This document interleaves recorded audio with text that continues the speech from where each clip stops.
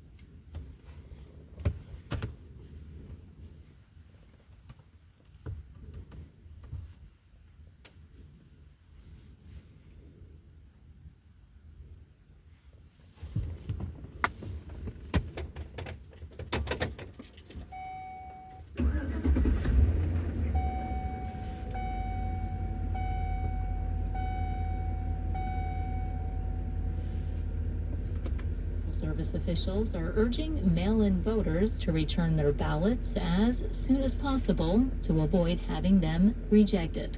If you're planning to vote by mail, the Postal Service is urging you to check your state's deadline and return your ballot at least 1 week before that date, which may be coming up very soon now that the last day of voting is about 1 week away. Absentee voters could also consider turning in their ballot at their local election office or at any available drop box. Today is the last chance for eligible voters in Colorado and Washington to sign up online to vote in this election.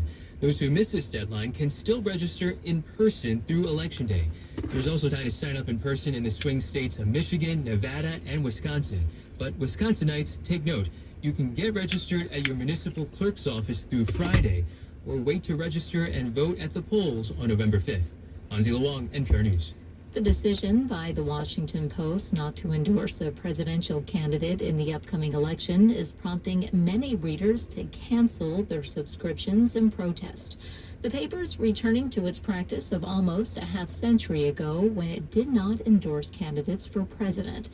Marty Barron spoke to NPR today. He's a former top editor of the Post. Decision had been made 3 years ago, 2 years ago, maybe even a year ago. That would have been fine. It's a certainly reasonable decision. But this was made within a couple of weeks of the election, and there was no substantive, serious deliberation with the editorial board of the paper. It was clearly made for other reasons, not for reasons of high principle. That decision was made by the paper's owner, billionaire Jeff Bezos, after the editorial board had already drafted an endorsement of Vice President Harris. Public school students in Asheville, North Carolina are returning to class today, about a month after Hurricane Helene devastated the region. Laura Hackett with Blue Ridge Public Radio reports. Schools in Asheville have had to restore power and internet and figure out a workaround to a city water system that still cannot deliver clean drinking water. Now that they're reopening, educators are greeted with a new challenge, making up for 20 days of missed classes. School board member Amy Ray hopes to get some tutors. I hope at this point that we would be able to find donors to help us pay for just really robust tutoring. Educators are also preparing for a surge of mental health struggles among students and staff. For NPR News, I'm Laura Hackett in Asheville, North Carolina. On Wall Street, the Dow was up 306 points. This is NPR News. Support for NPR comes from NPR stations. Other contributors include Fisher Investments. Fisher's dedicated team of specialists provide resources on investing, retirement income, estate planning, and more. Learn more at FisherInvestments.com. Investing in securities involves the risk of loss. This is CPR News and KRCC. I'm Dan Boyce. The leader of the organization planning a passenger rail line along Colorado's Front Range is leaving. CPR's Nathaniel Miner reports on what that means for the prospect of train travel. Andy Karzian has led the Front Range Passenger Rail District since the legislature created it a few years ago. The district had been working toward a 2024 ballot measure to fund the rail project, but delayed it so it could do more planning. Now, Karzian will leave the district at the end of the year. He declined to tell CPR News why, but district officials say their work will continue as the organization gears up to take the question to voters in 2026. I'm Nathaniel Miner, CPR News. An updated food bank is serving people in Alamosa. It's been open about a month. This new building is a repurposed grocery store, and it's part of the San Luis Valley's La Puente Food Bank network. The group's Judy McNeil-Smith says it may be twice as big as the old pantry, or bigger. I'd almost say triple. I'm trying to visualize because when you walk in, it just looks so much bigger. McNeil-Smith notes Alamosa's new pantry has room for an indoor waiting area and a paved parking lot instead of an old dirt one with a bunch of potholes. They're holding a ribbon cutting to show off the amenities on November 7th. If you want to mail in your ballot, this is the last day officials recommend you do so to be received in time. And if you aren't already registered to vote, it's the last day that you can sign up online and get a ballot mailed to you. You can still register and vote in person at voting centers through Election Day. This is CPR News and KRCC. Find more at cprandkrcc.org. Support comes from Kitchen Distributors, a kitchen design company dedicated to providing clients with a creative confluence of form and function. Showrooms open in Littleton, Denver, and Basalt. KitchenDistributors.com. Kitchen Distributors. Memories are made here. From NPR and WBUR, I'm Deepa Fernandez in Alameda, California. I'm Scott Tong in Washington, D.C. This is Here and Now. Last night, Donald Trump held a packed rally in New York's Madison Square Garden. He promised the largest deportation of undocumented migrants in American history using false inflammatory rhetoric about immigrants.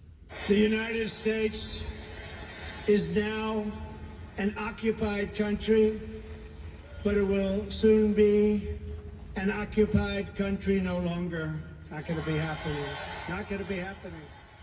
Before he took the stage, one speaker there called Kamala Harris the Antichrist, another likened Puerto Rico to a floating island of garbage.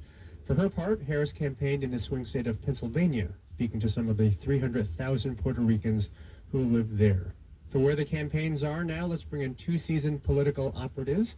Jamal Simmons is former communications director for Vice President Harris and co-host of the Trailblaze podcast. Jamal, welcome back. Thanks for having me. And Stuart Stevens is former top advisor.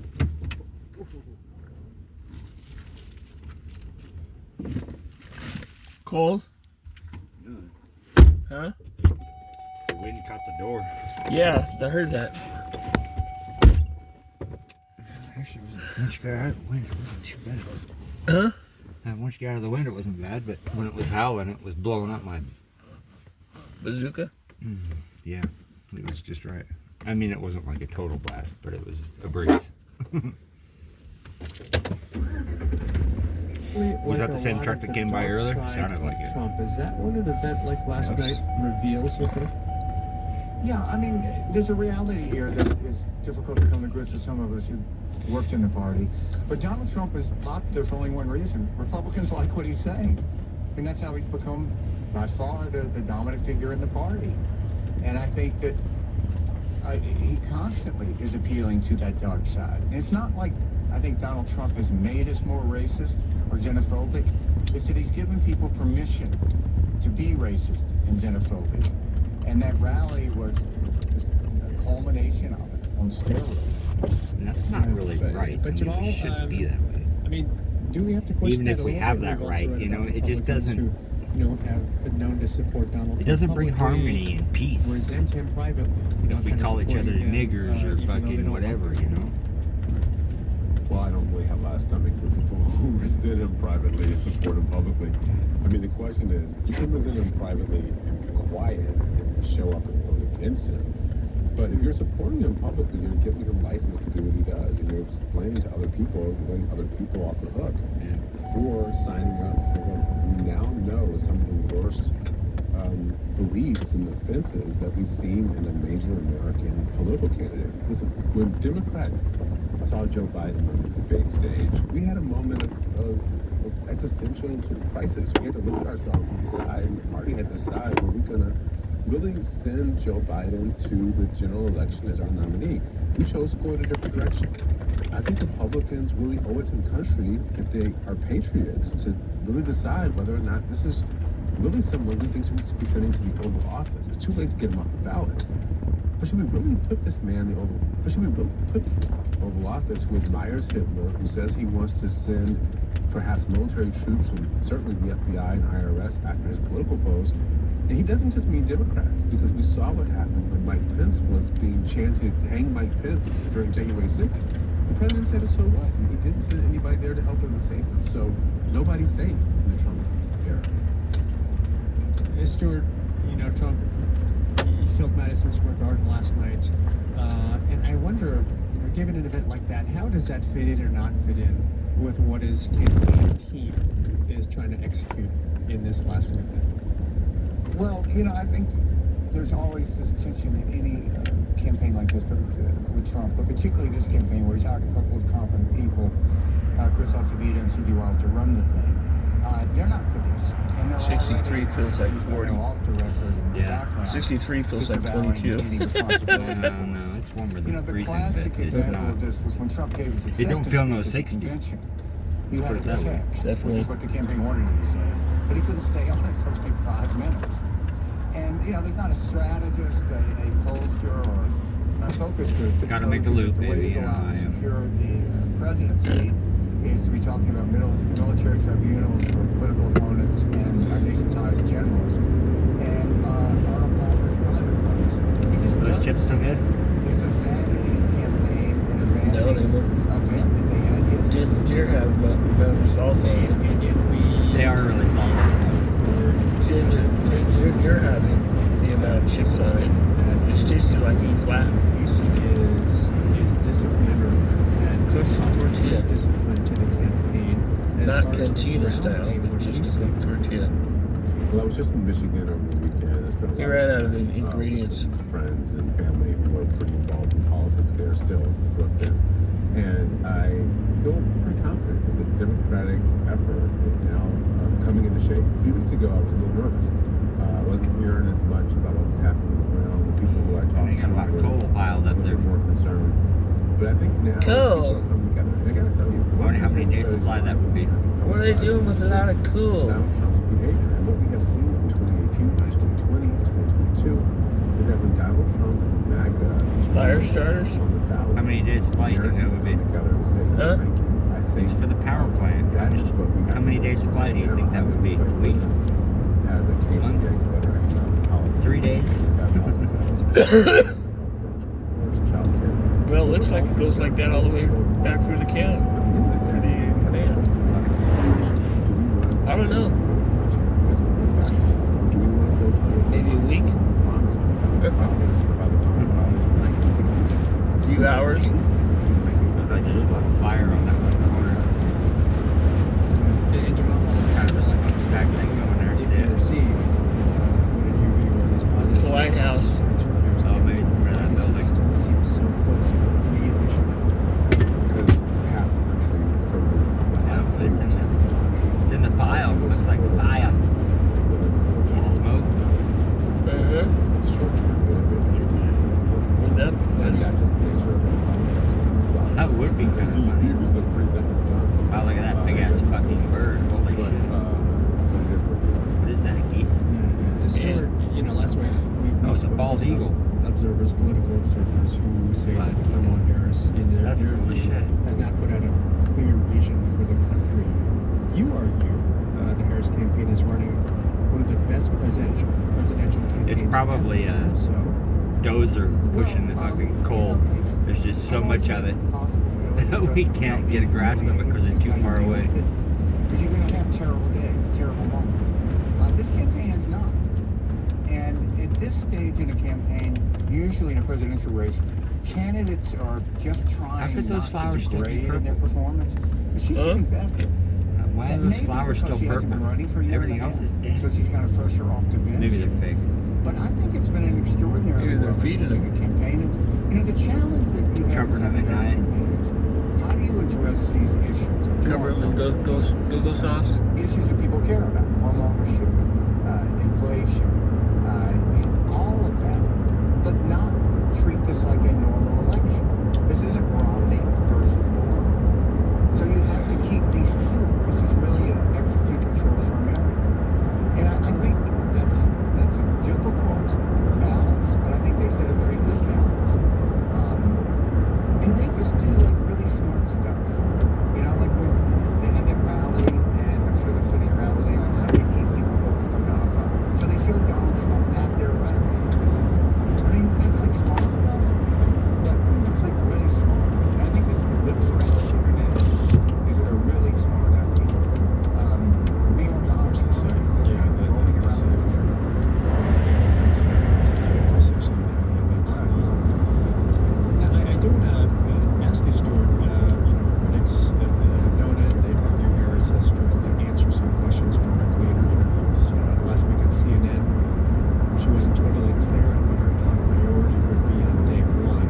And last night on CBS, anchor Nora O'Donnell asked her for specifics on abortion after the overturning of Roe v. Wade. Let's take a listen.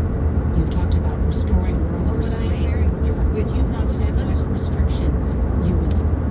Well, let's put back in place Roe versus Wade. This was not an issue.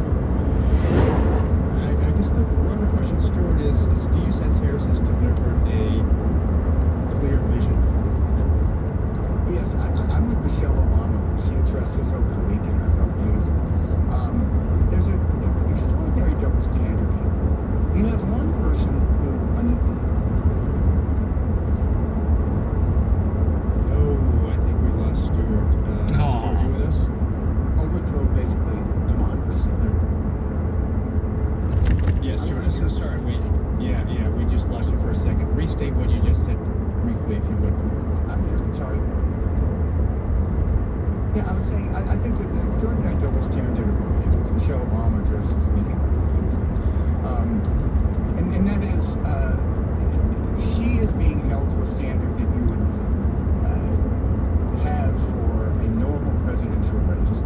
And Trump, he announces in Waco, Texas, with an anthem to what he calls these felons now been convicted for trying to, for attacking the Capitol and trying to stop the transference of power. And I think she's done a very good job. I mean, ultimately, the test of this is in the debate, right? She's on stage with Donald Trump. Who was able to articulate a vision? Who was able to say what they were for better? It's a binary choice. I think she crushed it. Okay. All right, Stuart, thanks. Jamal, a few seconds left. Give us one unknown over the next week as we lead into the election. Well, one unknown over the next week is how many other media companies and billionaires are going to fold down Trump before they see what's happening. We've seen this, the Washington Post, LA Times, not putting out endorsements coming into the election. I think what we cannot have is a country that is cowered by this kind of authoritarian intimidation. And even if Donald Trump wins, we've got to push back against this guy. It's Jamal Simmons of the Trailblaze Podcast and Stuart Stevens of the LinkedIn Project. Thanks to you both. Thank you. Thanks very much. Support comes from History Colorado, featuring a blend of art, culture, and tradition within the exhibition De la Tierra, Reflections of Place in the Upper Rio Grande. On view now, historycoloradocenter.org.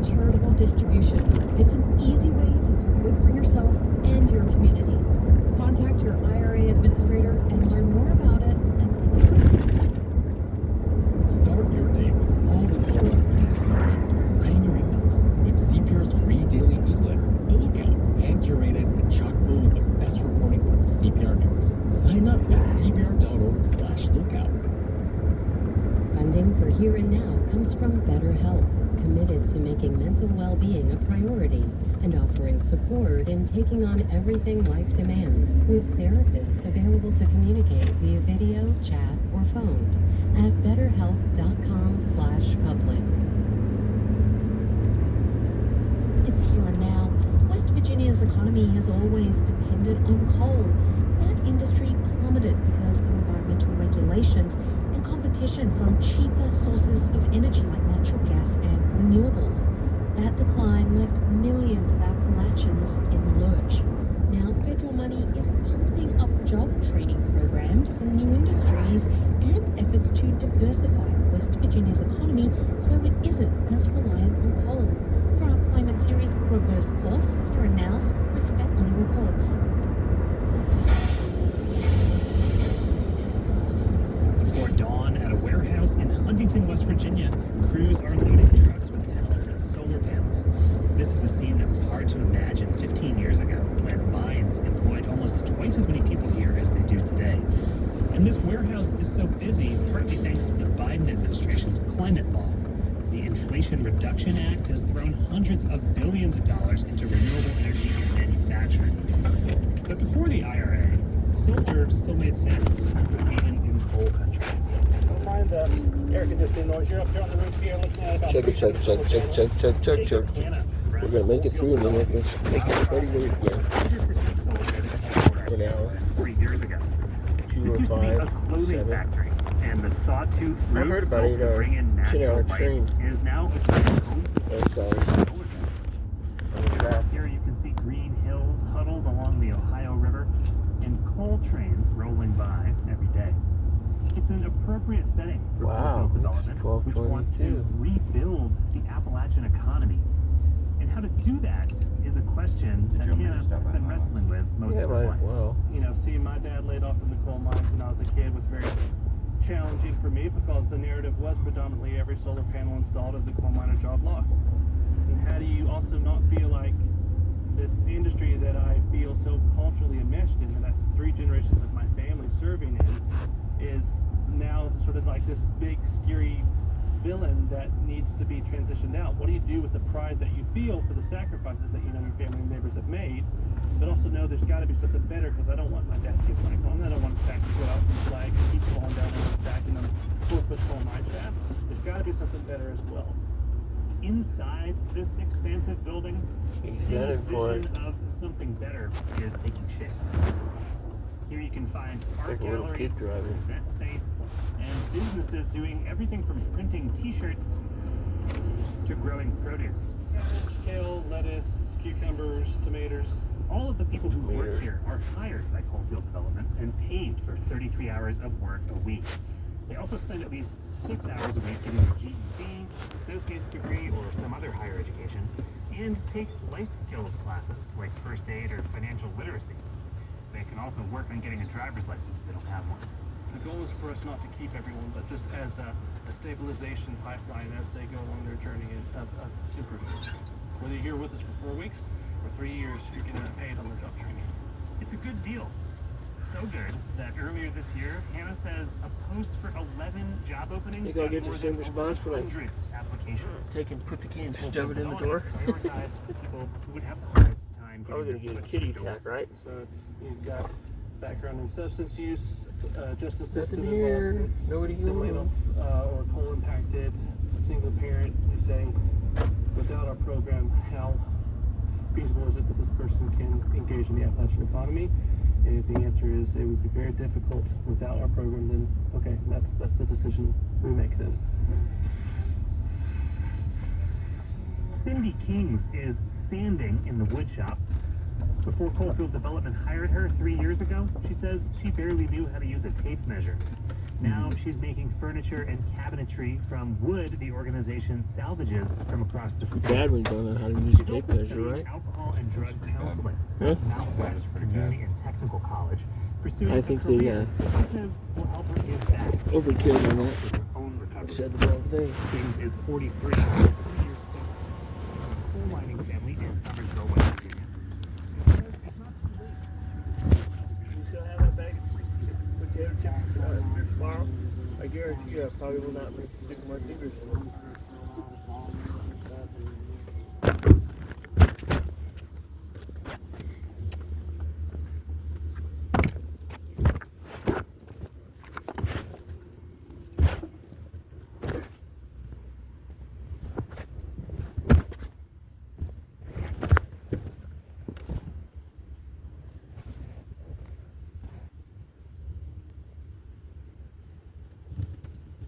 Meow. Meow. Meow.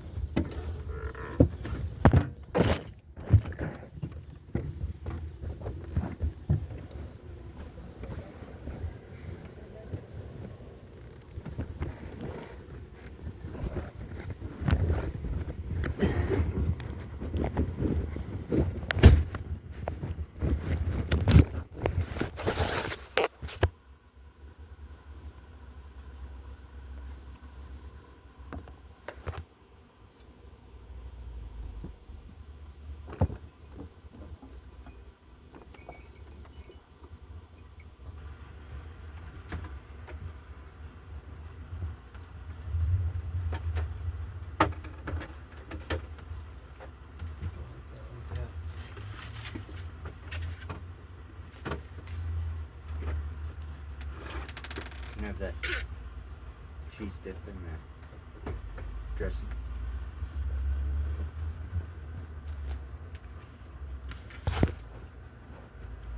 I'm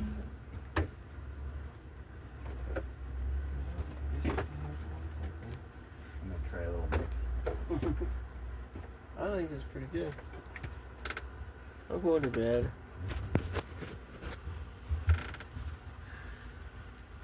Come get me if I'm not going anywhere. You still recording. Hey, I got a ballot. Your phone is still recording. Huh? Your phone is still recording. Well, probably.